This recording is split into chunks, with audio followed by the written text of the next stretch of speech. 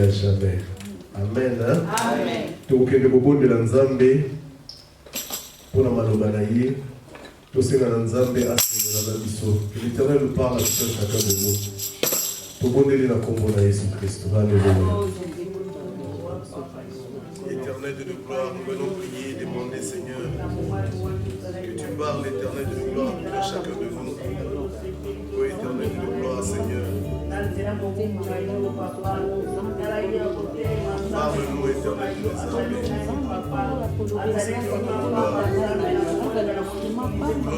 de désormais. Que tu parles, Seigneur de gloire, à tout à chacun de nous. Parce que si nous sommes là, Éternel, c'est parce que nous voulons manger de ta parole, Éternel de gloire. Nous avons compris ce que tu as dit, Éternel de gloire. Alléluia. Que l'homme ne vivra pas seulement de par mes toutes paroles qui sortent de toi. Éternel, voilà que nous voulons maintenant écouter ta parole. Nous te prions et disposer nos cœurs, Seigneur. Que nos cœurs soient des terrains fertiles. Nous tomberons aujourd'hui ta parole. Germera, portera de fruits au centuple éternel de la gloire. Au nom de Jésus, nous te prions, Éternel de les armées. Alléluia. Merci de nous rappeler en disant que celui qui aura plongé ce regard dans la loi parfaite, la loi de la vérité, celui-là sera heureux dans ses entreprises. Seigneur, nous avons posé le regard éternel de la gloire dans ta parole. Et nous savons, éternel de la gloire, que nous sommes heureux, que la gloire et la louange te reviennent à jamais. Au nom de Jésus-Christ. Alléluia. Amen. Amen. Ya solo nzamba kumisama apambolama. Eza mokolo ya inga oyo ya malamu po nzamba zali na biso alobela biso ete oyo wapi bakosanganaka ba oyo wapi bakosanganaka na kombo na yeto ebaiti aza na kati na bango. Nous savons que l'Éternel est avec nous. Amen. Amen. Donc sans plus tarder, nous allons ouvrir nos Bibles na Proverbe 3, verset numéro 6. Thème Yalelezali, consulte Dieu pour tes décisions et tes choix, et il te dira ce que tu dois faire. Alléluia. Amen. Consulte Dieu pour tes décisions et pour tes choix, et il te dira ce que tu dois faire. Tout Nzambe. Tango nyonso oyo lingi ozwa décision to osala choix na kati na bomo inayo pe ye Nzambe wana akoyebisa yo eloko nini yo osala. Ok, na Proverbe 3 chapitre 6.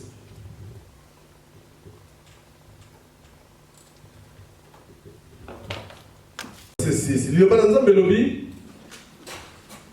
Reconnais-les dans toutes tes voies et il aplanira tes sentiers. Yeba Nzambe oyo na banzela na yo nyonso. Ebongo ye akosala nini? Ako longola bangomba ako longola oyo nyonso kozala lokola libaku na nzela na yo. Ako komisa nzela na yo plat. Alléluia. Amen. Yango na tolobi boye kende kotuna Nzambe tango nyonso oyo ozali na ba décision ozali na choix oyo lingo sala na kati na bomo ina yo okomona Nzambe akosala nini ye akolakisa yo eloko nini oyo esengeli kosala akosolola na yo. Donc chrétien azali normalement appelé ya ko consulter Nzambe na eloko nyonso oyo alinga sala na kati ya vie na ye ya tous les jours. Amen. Donc c'est la vie na yo ndeko na ngai ndeko zali wana liloba na Nzambe lobi ete Nzambe azalaka susu mosika na biso te. Nzambe azalaka wapi? Azalaka na kati na biso. Banzoto na biso ezali le temple de Dieu. Dieu vit en nous. Lokola Nzambe azala kati na biso tokoki kosolola na ye nini tango nyonso.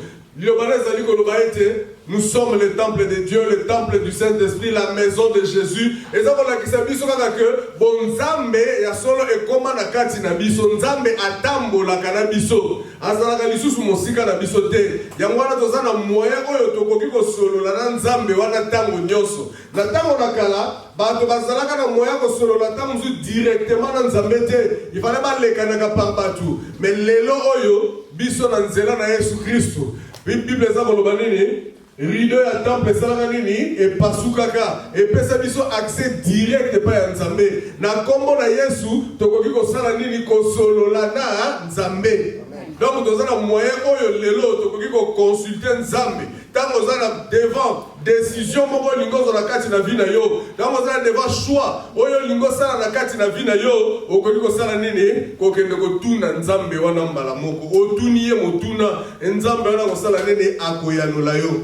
Boyebi ndeko na ngai na ndenge oyo tondimaki Yesu Kristo na kati na bomoi na biso lokola mokonzi pe mobikisi acte oyo biso tosala oyo yako benga Yesu lokola mokonzi na kati na biso eza kolakisa nini ke tokoma ya ye tozalaka lisusu ya biso moko te tokomi ya ye Yesu Kristo tokomi lokola batu oyo lelo bazali na maître na bango eloko nyonso bango bakoluka kosala ifo basala nini batuna maître na bango wana donc tokoma bapropriété privée ya Nzambe.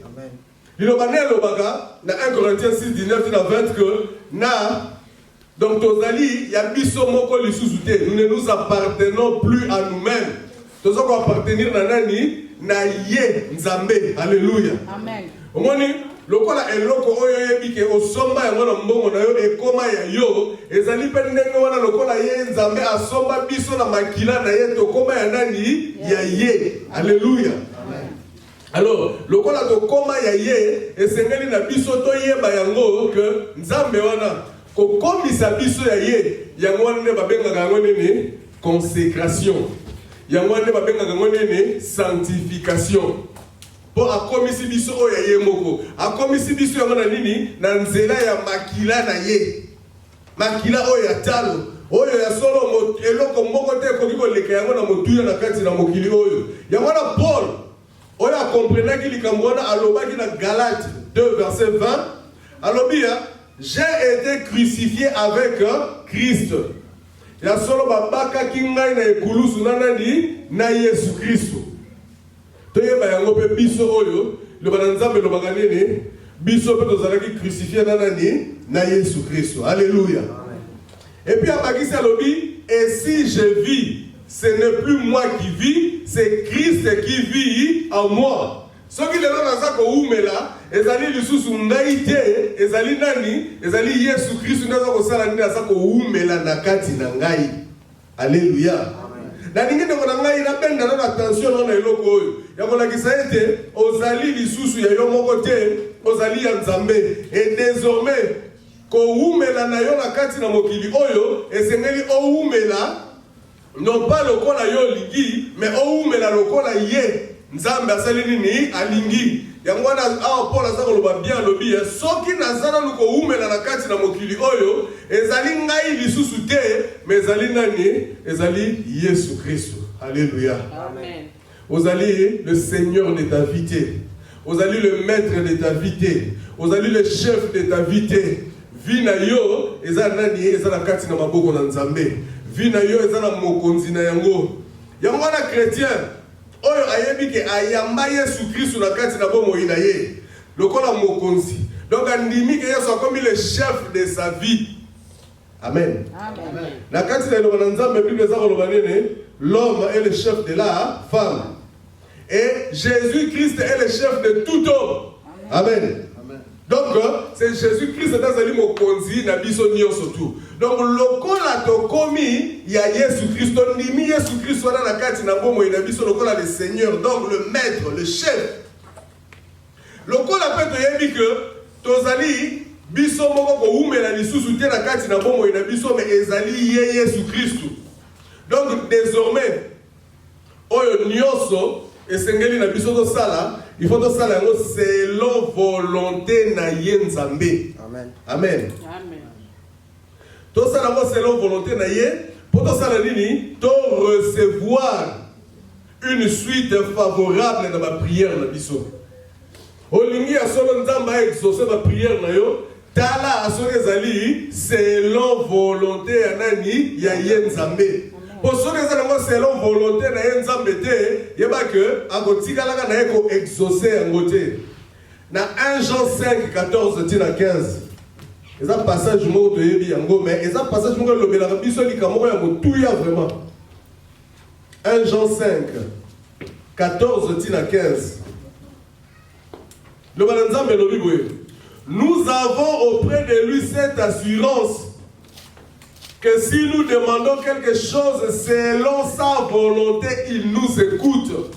Donc, nous avons l'assurance au liboso na Nzambe que ceux qui te sengi et loko songolo kolandisa na volonté na ye, Nzamba kosala nini akoyoka biso. Donc, aza koyoka biso. C'est pour aussi dire que ceux qui ont sengi et loko, on les a dit dans la carte na volonté na ye te Nzambe akosala nini akoyoka na ye yote.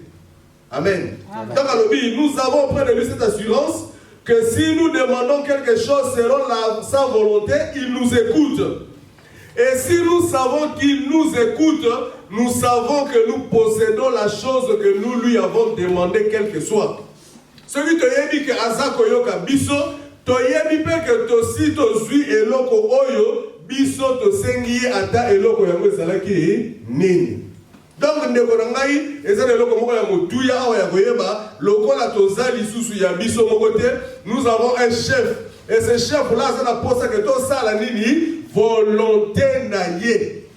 Alors que ça la volonté na ye wana ne ko sala ete ye ayanola biso apesa biso ba réponse na ba prière na biso. Tant musu toza ko mona awa oza ko bondela mais oza ko zo réponse te. Il faut un peu que tu t'arrêtes et que tu te demandes est-ce qu'il y a solo likambo na za ko senga eza na kati ya volonté ya Nzambe tote.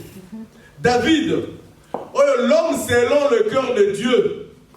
Motokolandisa mana motema ya Nzambe. David oyo a comprenaka eloko oyo ndeko na ngai. Ye na kati na bomoi na ye azalaka kosala nini ko consulter Nzambe pona eloko nyonso. Okomona décision oyo linga zo na kati na vie na ye. Choix oyo ye linga sala na kati na vie na ye. Akotika la kosala yango ye moko te. Akosala nini abandi nanu na kokende kotuna nani Nzambe. Donc to fungola siko ba Bible lisusu to tanga na 1 Samuel 31 tina 19. Tozongi dans l'Ancien Testament. 1 Samuel. 1 Samuel 30.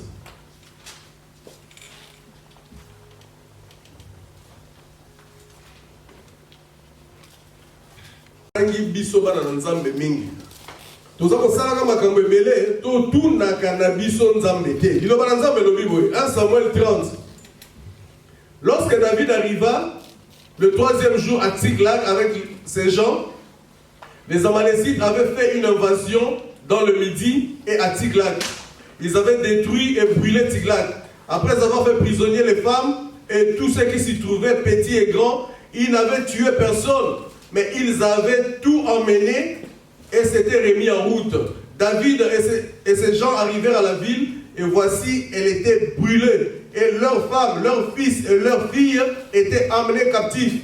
Alors David et le peuple qui était avec lui élevèrent la voix et pleurèrent jusqu'à ce qu'il n'ait plus la force de pleurer. Les 2 femmes de David avaient été emmenées, Achinoam de Jizreel et Abigail de Carmel, femme de Nabal.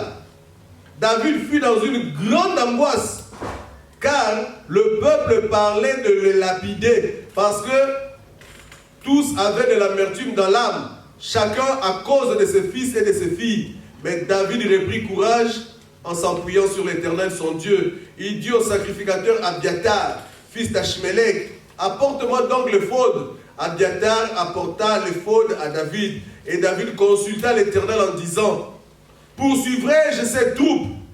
L'atteindrai-je? L'Éternel lui répondit, poursuis car tu atteindras et tu délivreras. Et David s'est mis en marche, lui et les 600 hommes qui étaient avec lui. Ils arrivèrent au torrent de Besor, où s'arrêtèrent ceux qui restaient en arrière. David continua la poursuite avec 400 hommes. 200 hommes s'étaient arrêtés, trop fatigués pour passer le torrent de Besor. Ils trouvèrent dans les champs un homme égyptien qu'ils conduisirent auprès de David. Ils lui firent manger du pain et boire de l'eau. Et ils lui donnèrent un morceau d'une masse de figues sèches, de 2 masses de raisins secs. Et 2 masses de raisins secs.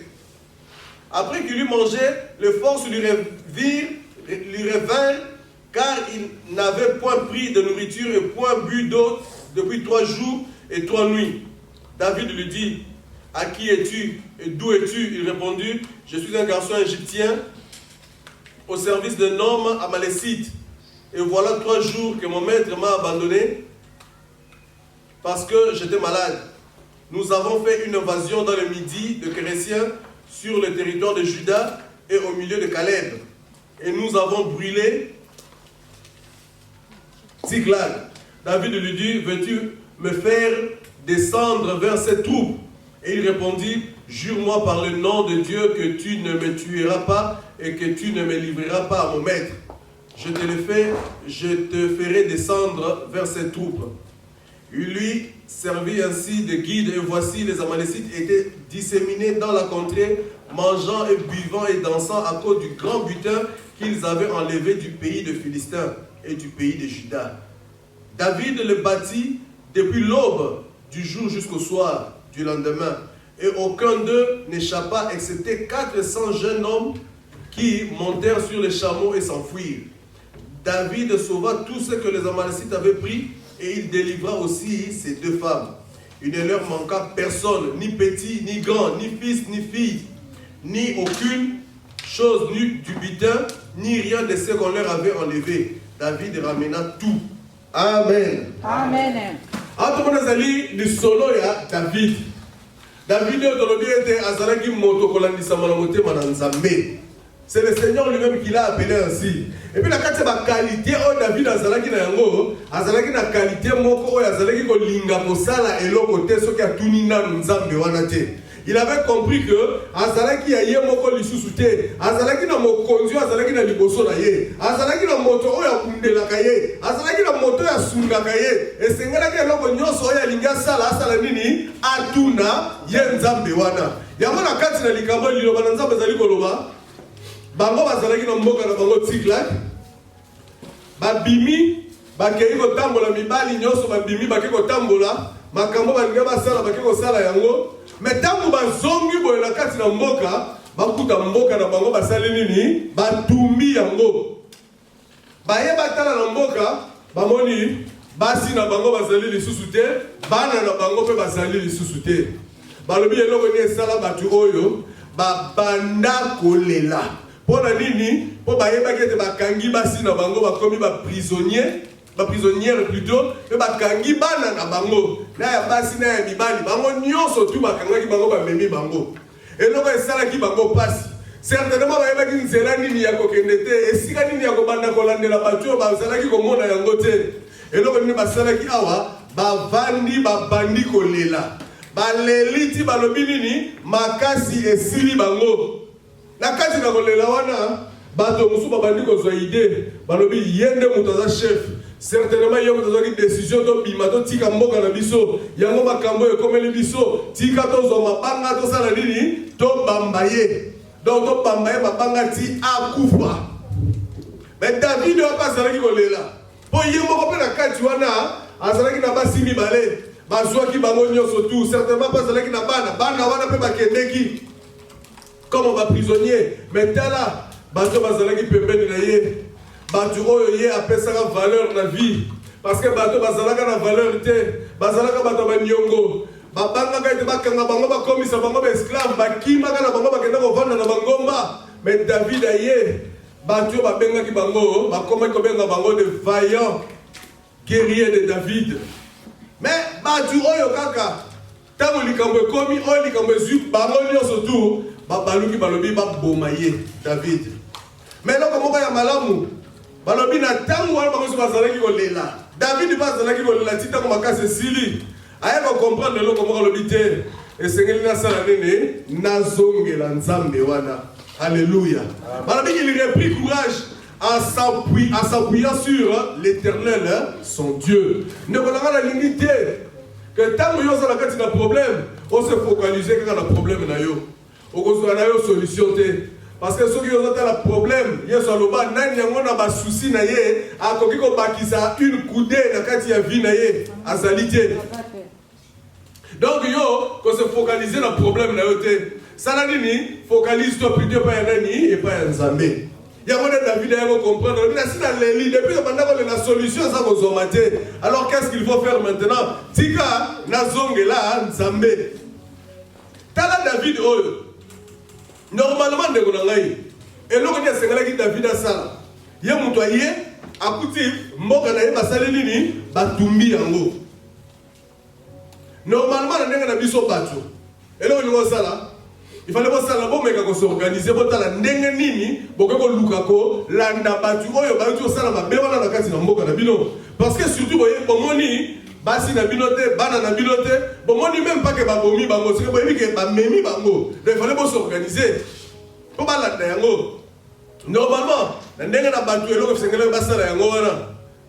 Et puis batu wana certainement bango ba été, tala, to komi awa, to éviter batu ba lekana ki ernini. Au fur et à mesure, bateau bazako kende, biso tozako tikala awa, donc tozako créer une distance entre biso na bango.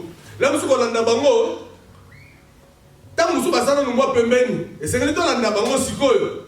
Mais awa bango basali elo côté. Basala ki no ka na nini na kati na kolela.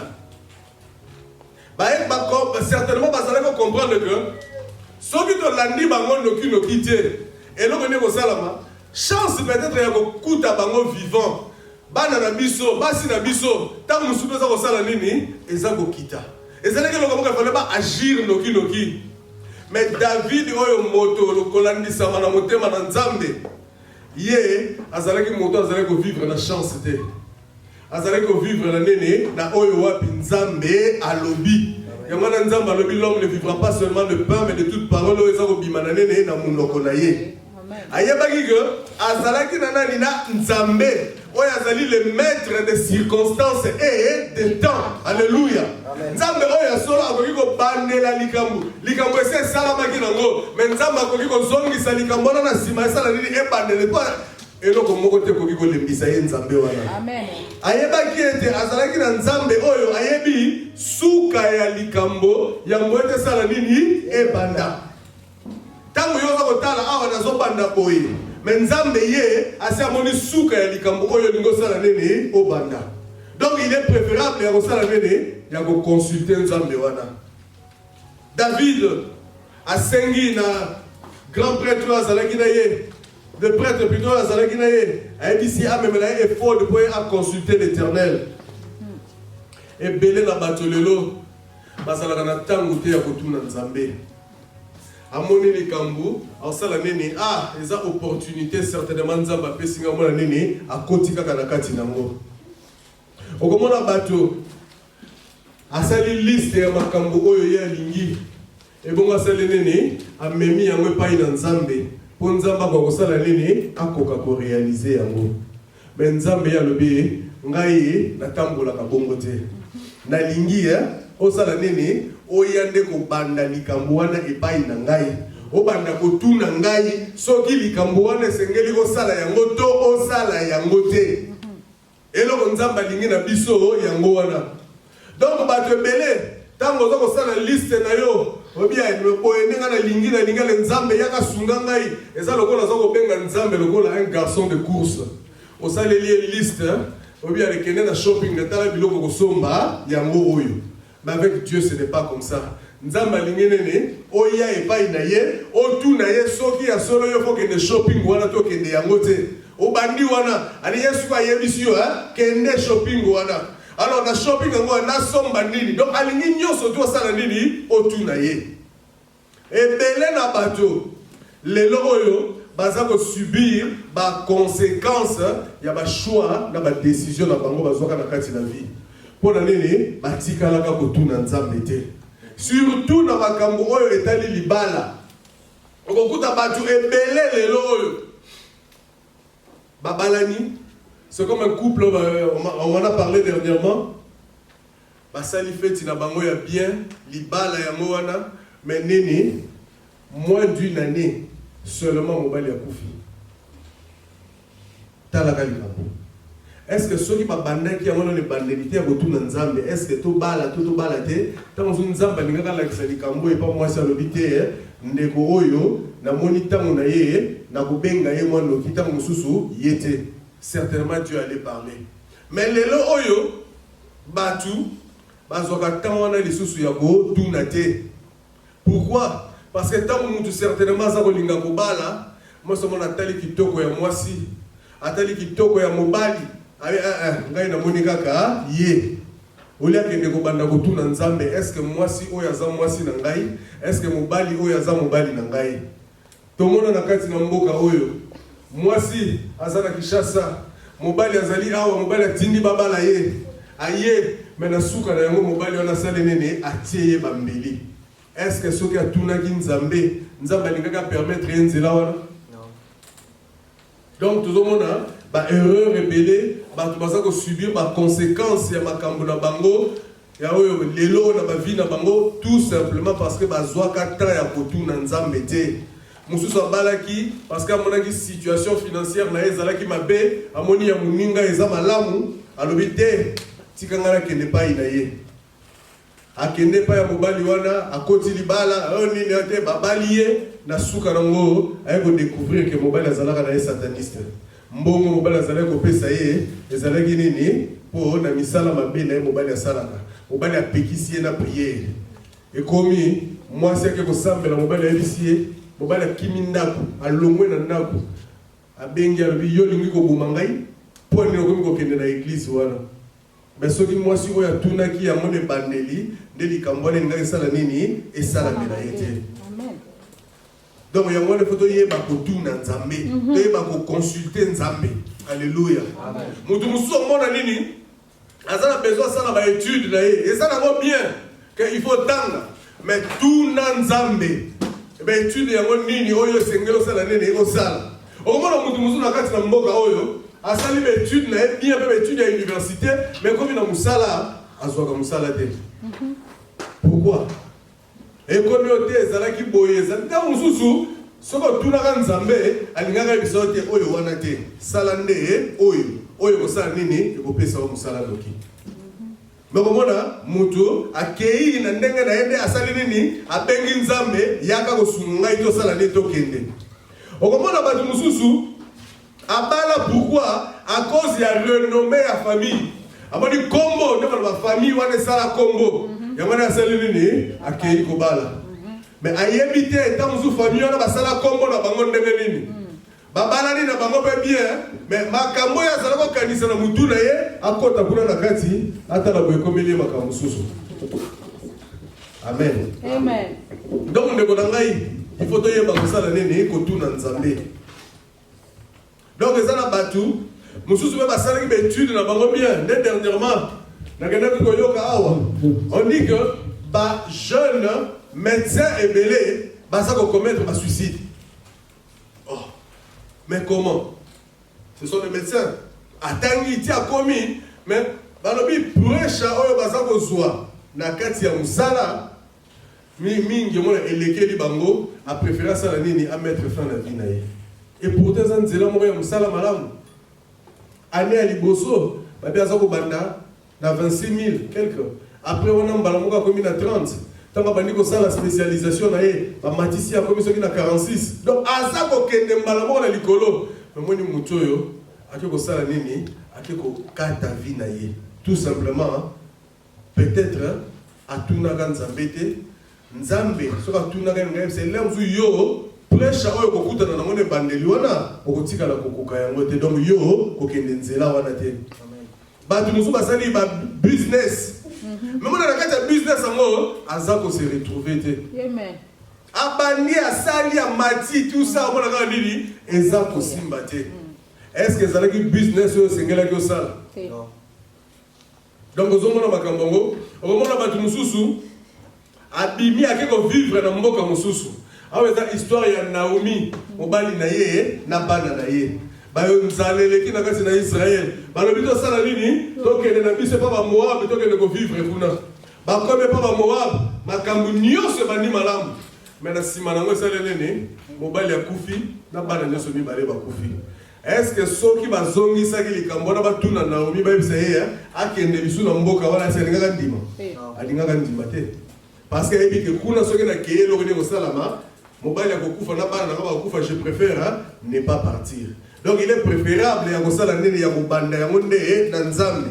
Eza na batu mususu basangani na ba amitié na batu oyo esengelaki te basangana. Amitié wana mona sali nini ememeli bango ba problème ebele na vie. Tout simplement pourquoi? Parce que batunaki Nzambe te. Ndeko nanga na lingi na yebisa yo ke ozalaka lisusu ya yo mokote ozana mutu oyo aza mokonzi na yo azana besoin oyaka osala nini otuna ye ya solo soki bato bakokaki ko comprendre soki biso nyonso lelo ba chrétien tokoki ko comprendre que to bandaka nene bandeli ya kotuna Nzambe ndeko na ngai ne makambe belé ya babesala nini ekomelaka biso te ya mwana na Proverbe 3 verset 6 wana eza koloba nini ke Nzambe ye alakisaka nzela na ba oyo bazali kosala nini kotuna ye reconnaître ye Nzambe wana na banzela na yo avant yo banda yango na Nzambe nde siko Nzamba kosala nini akoya kolakisa oyo wapi nzela nini yo esengeli ozwa. Alléluia, amen. Donc tozana Nzambe moko oyo alobaka, tozana Nzambe oyo aza baba te. Il nous a appris à parler. Yemutati asala ke biso batu tolobaka tolobaka lokola ye moko pe Nzambe wana asala nini alobaka. Donc lokola tozana Nzambe oyo alobaka aza capable ya ko révéler biso des choses cachées, des choses que nous ne connaissons pas. Jérémie 33 verset 3. Alors invoque-moi. Et qu'est-ce que je ferai? Je te répondrai. Alléluia. Amen. Et je te montrerai des choses cachées, des choses que tu ne connais pas. Nzambe de mutayebi. Oyo yo yebi telelo. Yeba ke Nzamba yebi na yango. Tolobi yango awa. Ayebi suka ya likambo yango be likambo ngasala nini? Ebanda. Donc David oyo aye ko consulter Nzambe. Aye pa ina Nzambe. Tala David a écouté Nzambe question lobi hein. Dois-je poursuivre cette troupe? Est-ce que Nzambe nalanda batu oyo baboyi bayewa batumbi mboka na biso bamemi bana na biso bamemi pe basi na biso? Est-ce que Nzambe nalanda bango? Ndeko na ngai question oyo soki mutu normal nde mutu ayoki yango mutu aza na misu ya kondima te aza koyoka ngo omona ke David est-ce que azalaki ya solo na motema po koma bana na yo bakei bana ya batu nyonso bazalaki no bakei na basi yo ke no tuna soki yo landa bango? Est-ce que mbala moko ne faut ça lango? Il faut landa. Mais David va demander à Dieu, est-ce que ngai na landa bango? Et ça là qui n'est trop clair, il fallait landa bango. Mais il pose la question, asuki wana te abakisi encore le bien. Et attention qui n'a landi bango. Est-ce que n'a kozwa bango? David dit comme une il fallait que n'a gomeka. Mais non. David a ébaki sekele. Alléluia. Amen. Azalaki un homme sans cœur te a ébaki sekele. Alléluia. Amen. Et là on dit David a ébaki que esengelaki na ye azwa liloba ya Nzambe na eloko ya lingi kosala. Amen. Amen. Pona nini yazwa liloba ya Nzambe na eloko ya lingi kosala? Eloko wana eza ya motu ya ndeko na ngai. Parce que na Esaïe 55 10 tina 11 liloba na Nzambe lobelaka biso boye. La parole de Dieu ezongelaka ye te Nzambe soki esali nini ekokisi nanu posa na ye Nzambe te. Amen. Amen.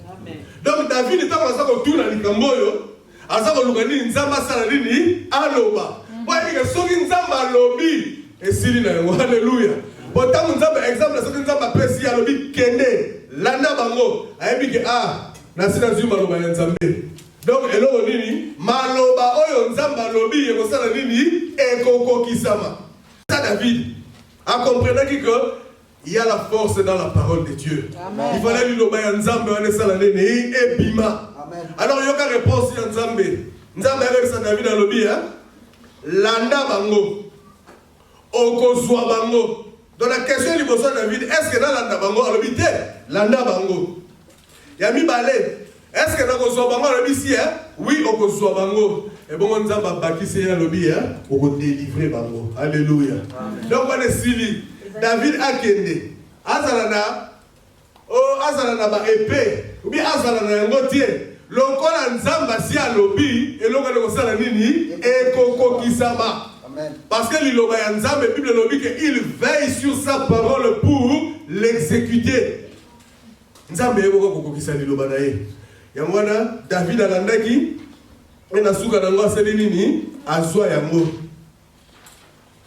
azwa bantu oyo nyonso tu asala bitango kaza kolanda azokende batu musu bakomi kolemba na bango na nzela bakomi na pembeni ya mai boko 200 balembi akeya kati ya mai mususu balembi na bango ebongo ayeko kende na batu je crois kaka 200 pe alors que bazaki 600 400 batikali alors que na 200 wana lokola nzamba alobaki asala nene aganya batu wana nyonso tu misu aboma ebele misusu bakima ebongo asali nene azwi na basi na bana na ba butin donc na ba biloko bato basalaki nango ebele bazako zoka na bamboko ya bato azwi yango asali nene azongi na yango. Alléluia.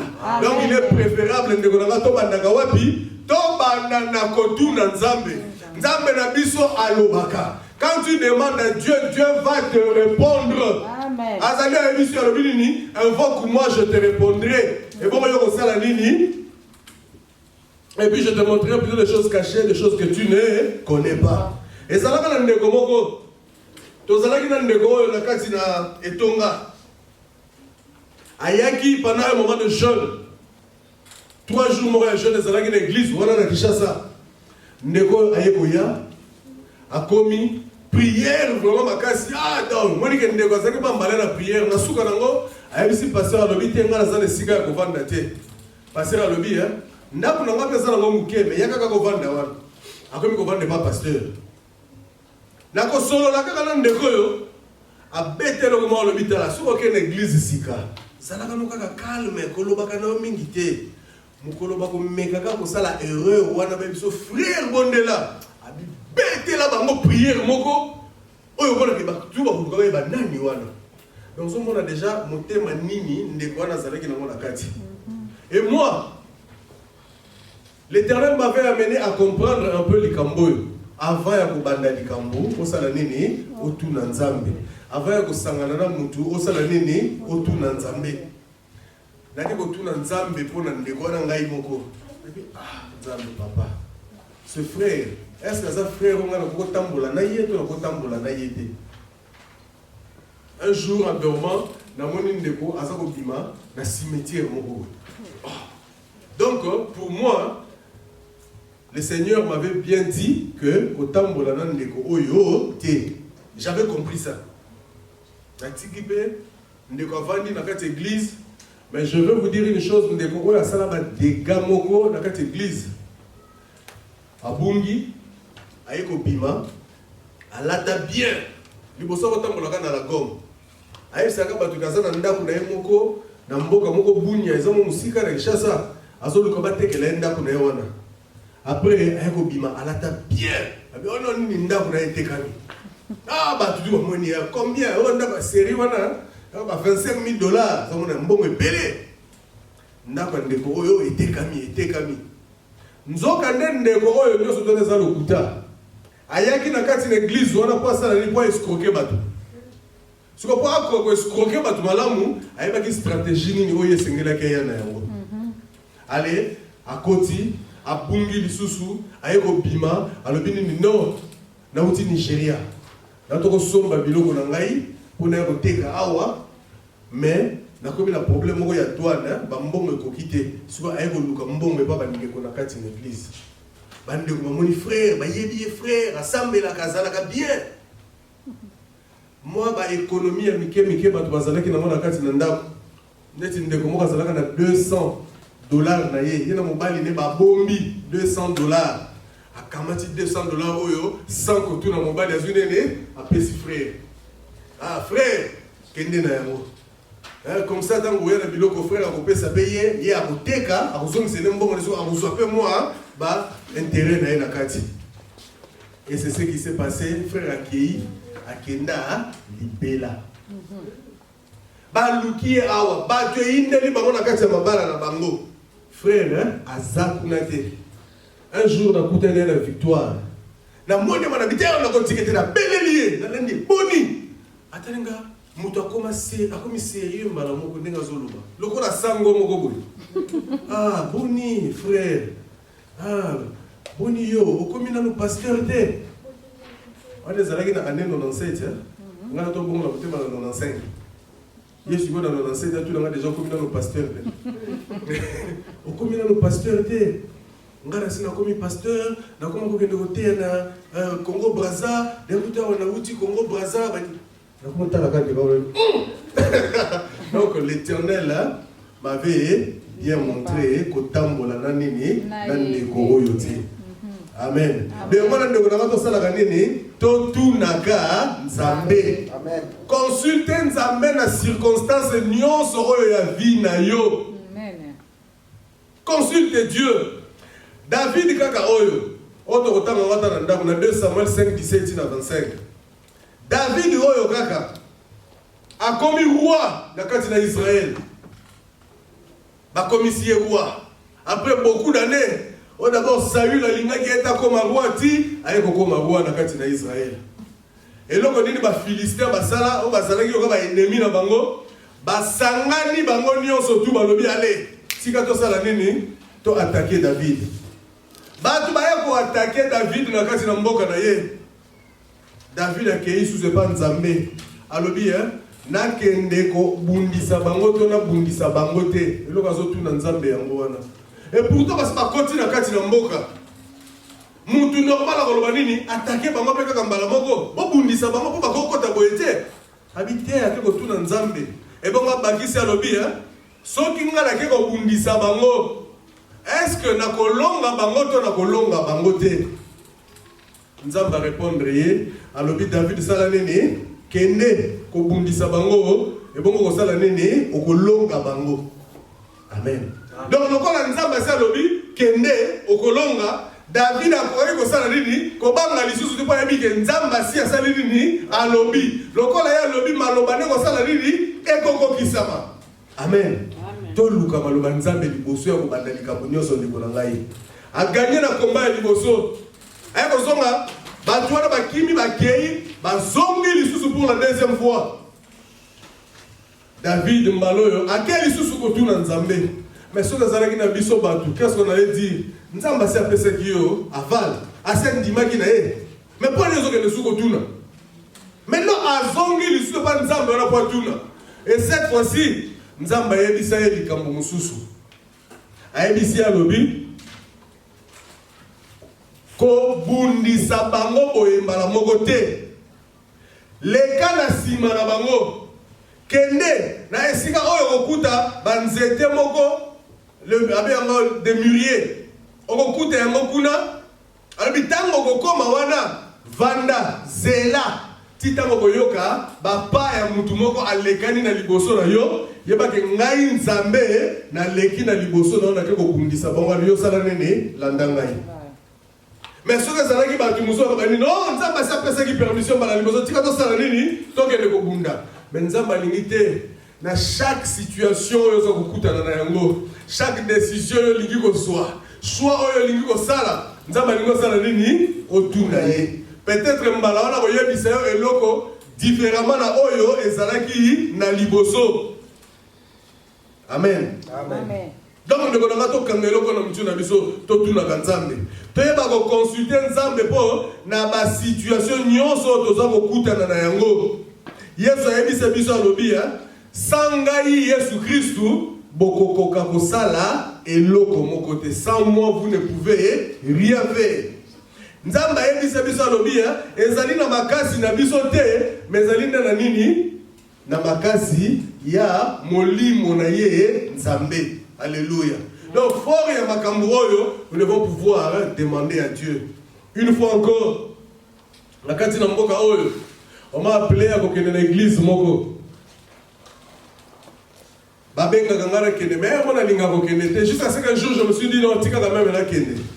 Ma femme ayebi singa lobi te kokende te pona nini olotaki awa ke na kati l'église wana bango nyonso bazobina ba danse mondaine pona olingi kokende. Eh bien bon, dans une église te to vani mingi na ndako tika na kende ka botala na kenda misu na ngai bo moto na tali na moni que eloko nini bazana bango bina ba danse wana te ezana ngo normal. Mais une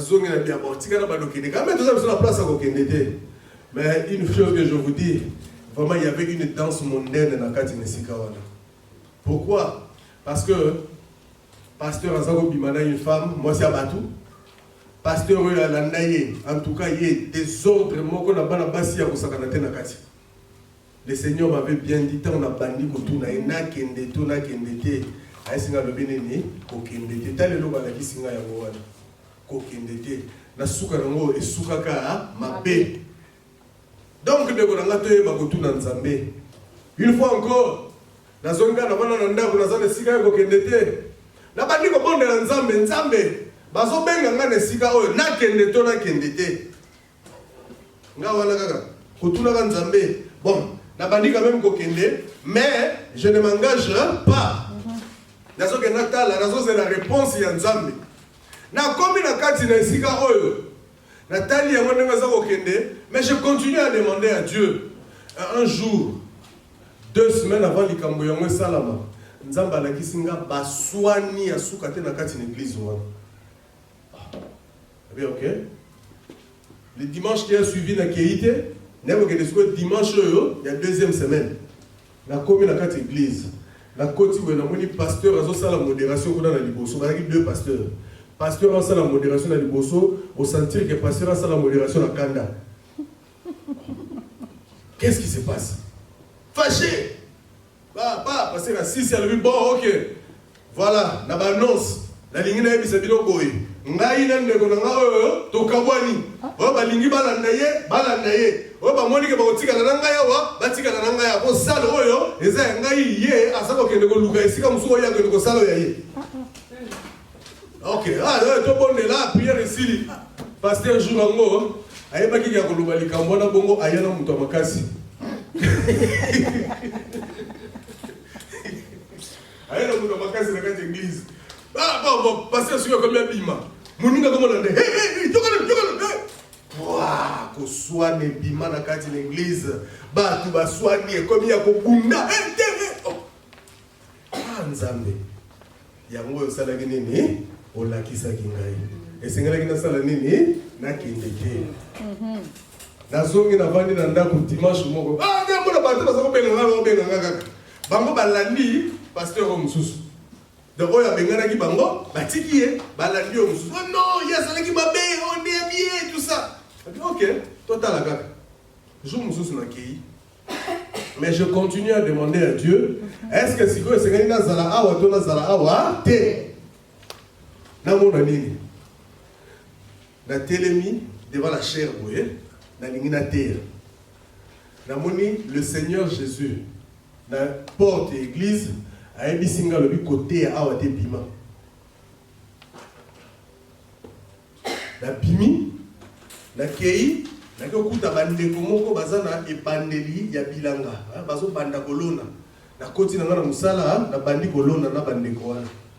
Après na lobi ezalaki na papa moko ezalaki ko benga nga mingi bazo tinda bato ba benga nga pona kende na kati na église oyo tika na kende koyebisa ye que Nzambe nde mutu ayebisinga na sala nini na te wana te mwana na bimi wana kana kati ndoto na ke ko luka papa wana na koma kawe papa wana tombokela nga pona nini na te yakike il fallait na te asiliki na bitie Vous comprenez, c'est le Seigneur qui m'a dit naté à thé.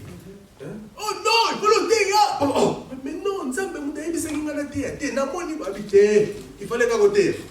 Alors j'ai compris que dans mon thé, il fallait la salle et pénini, bye bye. Je dis ok, bye bye. Dans mon oiseau comprendre le thé, bye bye. Et puis après, je suis parti.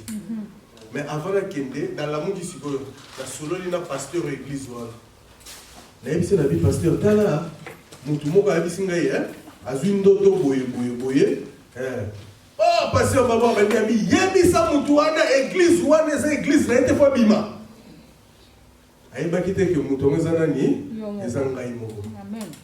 Quand on sisi kolo makamunae, laisse nabi pasteur, merci parce que moutoumé zanga moko.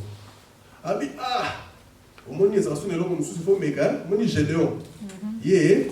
Ameka qui a tout le monde dans le bosso, a tout le monde dans le balai, a tout le monde dans le c'est tout le monde.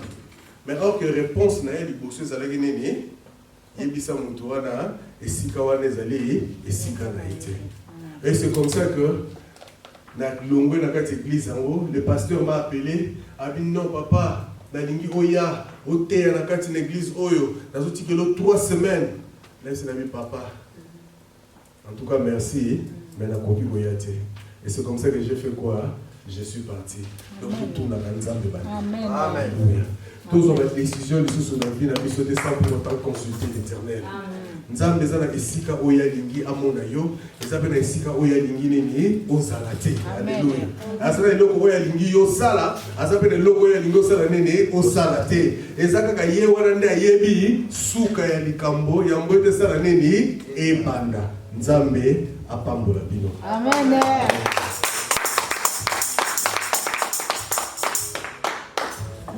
Donc c'est dans la maman Colette abondela pour la maloba oyo bimi lelo evanda na kati na litema na biso. Maman Colette abondela. Nzambe papa toyo kopesa o merci kolo papa na lola. Merci pour la maloba kisoko oyo te biso na pokwa na lelo nko na bikamwa Nzambe.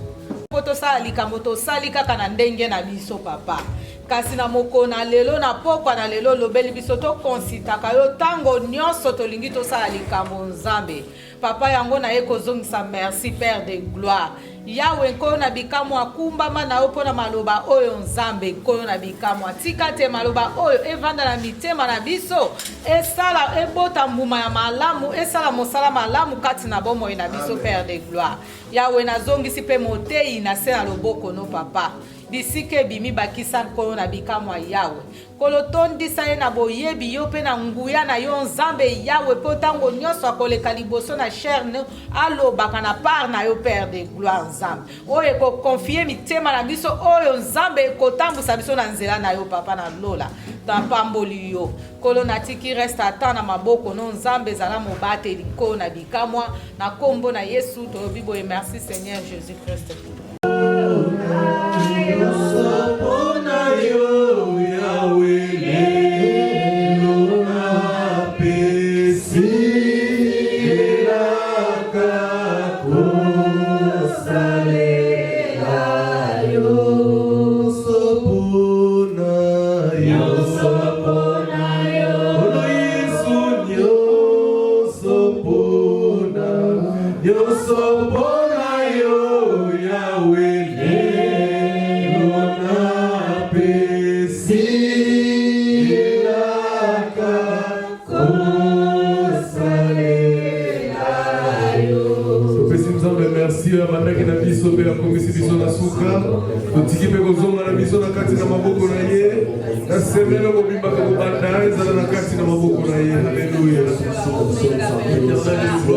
Nous voulons te dire merci, éternel Dieu, papa. On a culte malade pour les autres, ça fait la bonne moïse. Nous merci dans le Jésus-Christ. Alléluia. Avec la vie sauvée, comme ici, nous sommes ensemble, ça fait la bonne moïse. Dieu, nous sommes pour venir voir la Dieu, Seigneur de gloire. Merci, éternel de nous armer. Papa,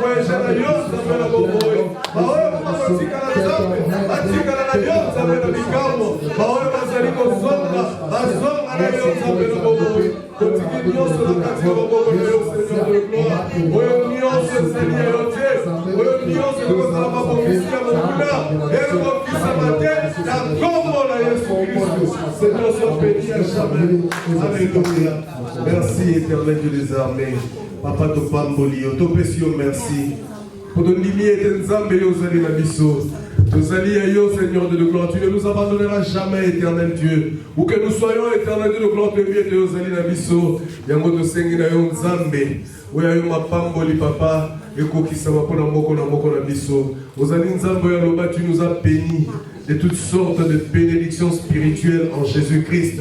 Tika ete nzambe ya solo mapamboli na yo esopana na kati na bomo ya moko na biso au nom de Jésus-Christ. Oyo nyonso nzambe azali na problème, azali na maladie, o nzambe na bomo azali na obstacle na kati na vie na ye, to kosenga secours na yo Seigneur de gloire. Oyo azali maladie abika na kombo na Yesu Kristo. Oyo nzambe azali na obstacle na vie na ye elongwa au nom de Jésus-Christ. Oyo bangombe telemeli ezala plani au nom de Jésus-Christ. Nzambe sona lokumu papa. Tomona loboko na yo nzambe. Oyo ezalaka mokuse te mpona kobikisa nzambe na bomoi. Biso tozali ya yo tondimi ete kosili koyoka biso mpe oyandoli biso koleka bosenga na biso yango nkembo masanzoli ezonga bobele na mboka na yo na kombo na Yesu Kristo amen. Tobeteli Yesu maboko na kasi nzambe apambola bino.